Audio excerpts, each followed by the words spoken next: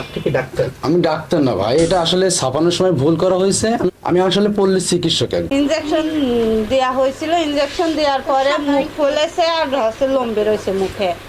আমার যদি হয় তাহলে অন্যায় হয়েছে ভাই, যদি হয় তাহলে অন্যায় হতে পারে, অস্বাভাবিকের কিছু না। আলফাকট অ্যালার্জির জন্য ব্যবহার করতে হয়। আলফাকট কয়েকটা কাজে ব্যবহার করা যায়। 3 মাস আগে হচ্ছে মেয়ের হচ্ছে পাট থেকে মাথা পর্যন্ত চুল কানে।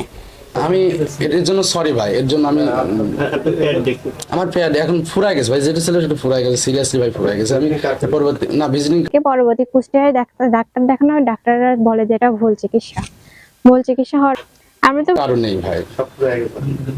আমি এসএসসির পরই মনে করেন যে এসএসসির পর আপনার আরএমপি কোর্স করি, আরএমপি কোর্সের পরে মনে করেন যে প্রাথমিক যে চিকিৎসাগুলো ইন্টারনেট ওয়াজ ইন্টারনেট নিয়ে তারপরে এইভাবে সেলাই ওইভাবে করা হয় না, এমনি হালকা পাতলা কেটে কুটে গেছে এইভাবে। আমার অ্যাক্সিডেন্ট প্যাটার্ন যেটা আছে ড্রেসিং করে, এইগুলো ভুল হইতে পারে, ভুল হওয়াটা স্বাভাবিক আমার জন্য। জি, যদি হয় তাহলে ভুল হতে পারে। এটাই কুমারখালী হসপিটাল থেকে নিয়েছি। কতদিনের ট্রেনিং? এটা 3 মাসের ট্রেনিং। 3 মাসের ট্রেনিং এর পর থেকে আপনি কি কি চিকিৎসা দিচ্ছেন এখানে? জ্বর ঠান্ডা কাশি হালকা পাতলা এইগুলোই। আর যে সিজারিয়ান যে কাজগুলো? সিজারিয়ান কোনো কাজ তো এখানে হয় না, শুধু জাস্ট প্রাথমিক ড্রেসিং এর কাজগুলো হয়। মানে সেলাই টেলাই তো করে? সেলাই ওইভাবে করা হয় না, এমনি হালকা পাতলা কেটে কুটে গেছে এইভাবে। আমার অ্যাক্সিডেন্ট প্যাটার্ন যেটা আছে ড্রেসিং করে, এইগুলো কিন্তু করা। আপনার বেশ কিছু প্রেসক্রিপশন দেখছি, আপনি তো অ্যান্টিবায়োটিক সহ বিভিন্ন হাই কোয়ালিটির ওষুধ সেটাও ব্যবহার করেন। হাই কোয়ালিটির ঔষধ ওইভাবে কিছু আমার জানা মতো আমার এখানে নাই, তো ব্যবহার করা হয় না। যদি সামান্য প্রাথমিক যে অ্যান্টিবায়োটিক গুলো আছে এইগুলো হয়তো করা হয়। ভুল চিকিৎসা করে ফেলেছে। এখন ধরেন যে এ তো কোনো নেই, এখন আমরা চাই ডাক্তারের বিচার হোক আর আমার মেয়ের ভালোভাবে চিকিৎসা হোক। এম হচ্ছে ডক্টর হচ্ছে খলিলুল্লাহ, বেলগাছির মোড়ে বসে। আলফা চুলকানির ইনজেকশন বলে দেওয়া হয়েছিল। ইনজেকশনটা হ্যাঁ ভুল হয়েছে বলে এমন হয়েছে, মুখে লোম বেরোইছে আর মুখ ফুলেছে আর মাথা ঘুরে পড়ে যায়। ইনজেকশন দেওয়ার পরে মাথা ঘুরে পড়ে গেছিল।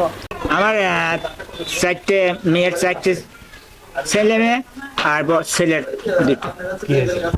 এই চুলকানি দিতে ডাক্তার কাছে এখানে নিয়ে যাওয়া হয়েছিল। একজন বললে যে ওখানে নিয়ে গেলে বেলঘড়ি মরে গেলে সারি যাবে। সে নিয়ে যাওয়ার পরে আপনার এই সমস্যা বরং মেয়েগণের আগেই বাড়া গেছে, খুব আকারে থাকে পুরুষের মতন হয়ে গেছে। মানে আমরা এটা আপনার কাছে দাবি করতেছি বিচার। আমার মেয়ে যখন আমি বাড়িতে নেই হঠাৎ হালকা চুলকানি শুরু হয়। তো আমার ওয়াইফ ভাবে যে এই চুলকানির কারণে হয়তো মলম টলম কোনো কিছু দিতে পারে। পরে গ্রামের চিকিৎসক বেলগাছি মোড়ের ইব্রাহিম ডাক্তার ওনার কাছে নিয়ে যায়।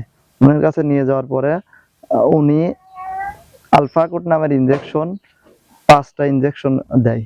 তো 5টা ইনজেকশন দেওয়ার পরে পরবর্তীতে সেই দিনকে বাড়ি আসার পরে অতিরিক্ত পরিমাণে কান্নাকাটি, চিল্লাপাল্লা, মানে গার ভিতরে জ্বলনি মনে হচ্ছে যে এরকম একটা অবস্থা শুরু হয়। পরবর্তীতে এইটা 2-3 দিন ইয়ে করার পরে আমরা হচ্ছে উনি ডাক্তারের কাছে আবার বলা হয়। ডাক্তার বলে যে সমস্যা নাই, এটা ঠিক হয়ে যাবে না। তো এইরকম ভাবে আশ্বস্ত করার পরে এরকম 15 দিন যাবত আশ্বস্ত করে বলে উনি অন্য কোনো ডাক্তারের কাছে নেওয়া লাগবে না, সমস্যা নাই।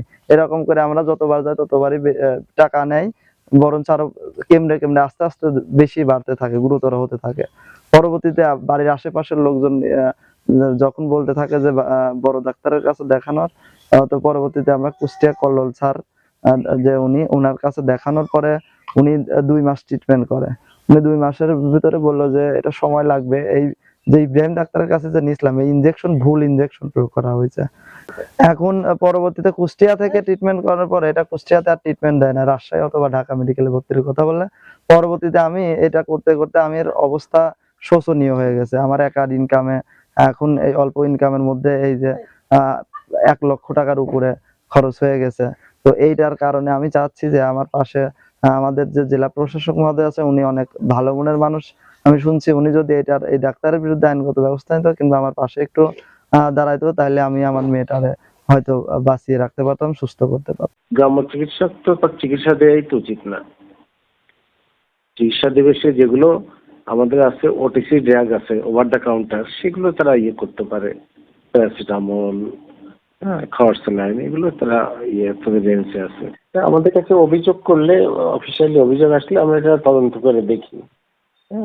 তারপর আমরা স্বপরিচিত হয়ে আমাদের এটা নিয়ম তো, এটা গোয়েন্দা সংস্থা এটা মনিটরিং করে। তো তারা যদি কোনো অভিযোগ অনেক সময় দেয় আমাদেরকে, তখন আমরা দেখি। আবার যদি কোনো ক্লায়েন্ট ক্ষতিগ্রস্ত হয় বা হয় স্বপ্রণোদিত হয়ে যায়, তখন আমরা করি। আসলে এরকম তো কোনো চিকিৎসা করার তার সুযোগ নেই, যদিও আমার কাছে এখন পর্যন্ত লিখিত কোনো অভিযোগ আমি পাইনি, কিন্তু যদি পেয়ে থাকি এবং যদি দেখি যে আসলে কোনো শিশুর জীবন এরকম সংকটাপন্ন অবস্থায় আছে, আমরা অবশ্যই ব্যবস্থা নেব।